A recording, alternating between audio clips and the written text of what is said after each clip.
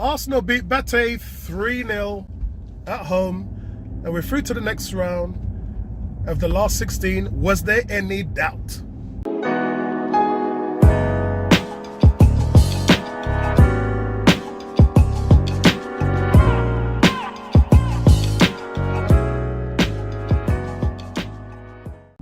Well, maybe, considering how bad the team have been playing lately. Anything could have gone last night. Liechtenstein saved one off the line, which really could have gone anywhere. It really says a lot about the tenure of Emery at the moment. I know there's a few fans that have started to turn on him. Whatever, you do you. Me personally, I've been asking the question of why this defence hasn't been fixed. And I know we've been speaking about when people like Allardyce and all them people come in and take over, the first thing they do is set everybody up at the back. It doesn't seem like that's happening. Yes, the opposition wasn't that great, and we expected to go through, to be honest with you. You know, we scored inside of 4 minutes, and I think that it settled the nerves. It definitely took Bate out of their game plan. They definitely came to park the bus. And that's something they couldn't really do. The game was on them. When it was sort of level, it was really on them. And that away goal would have been massive if they'd have got one in, but they didn't. And we got through. Well done with the 2 goals as well. So we had, outside of the own goal, which I'll talk about in a minute, the other 2 goals were by centre-backs. So it's really good that we got that kind of commitment in the box. 2 goals on set pieces, which is not really Arsenal's forte. But the first goal is important. I really want to talk about that for a second, because I've been challenging Aubameyang on the wing in this formation. With his pace and his ability, he should be able to go past players, and we just don't see him do that ever. And in this instance, he takes the defender on, goes past him, crosses the ball in, and it comes off a defender who thought that the person in front of him had it. So when it came to him, he was like, what am I going to do? And then obviously it went in the back of the net. But it all came from Aubameyang's run on the wing. I'd like to see him play like that when Lacazette is the anchor man. But again, it takes a lot to say that Emery still doesn't have an identity in this team after over half a season. Still not sure what his first 11 is. Still not sure what his best system is. He's still going to various sorts of 3 at the back and 4 at the back. And it's no surprise that there's this massive instability at the club because of this from the manager. He needs to literally sit down and know who he is, what he wants to play, and how he wants to play in order for this model to move forward. So until he does that, I will expect the same level of instability to follow Emery through his first season at Arsenal. The deliveries were pretty decent, leading on to the goals. Obviously, Xhaka had a good game, so I can't complain. He has had time to rest. I quite liked what Ozil did yesterday, and to be honest with you, I quite liked what Ozil was doing previously beforehand. Here's the thing with Ozil. You can't moan about him if he's not on the field producing. If he's missing games and he's off sick, he's an easy target to say, well, he ain't doing nothing. We can't do nothing because he's sitting on the bench. It actually weren't even on the bench at most of those games.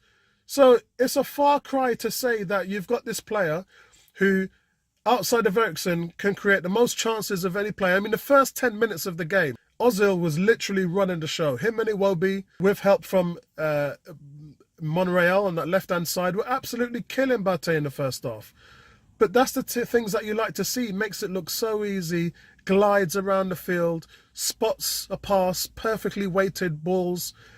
And this guy's been out for quite a while. Remember, he's only started 2 of the last 20 games. So he hasn't played a lot of football lately, Ozil.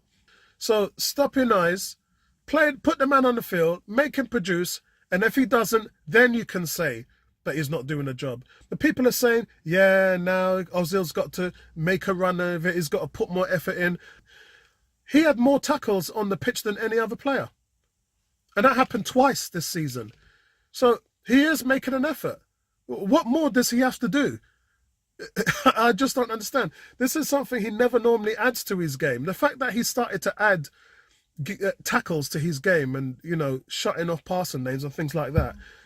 What else does he have to do? I mean, just play him, for Christ's sake. Stop moaning about it and just play him. But outside of that, this is the first clean sheet that Arsenal have had in their last 6 games. It's a real struggle for these guys at the moment.